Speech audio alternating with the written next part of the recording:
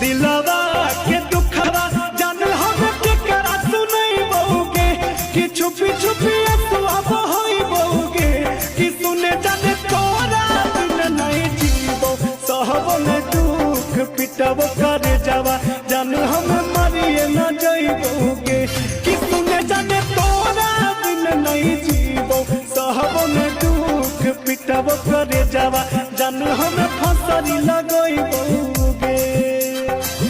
देखी देखी फोटवा सुने जाने रहल न जइतोगे कि जान तोरे याद सतइतोगे कि सुने जाने अरती पढ़ब कफनमा तो तुझे गवनमा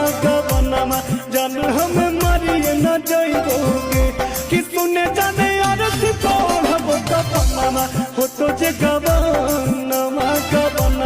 जान हम फसरी लगइबो।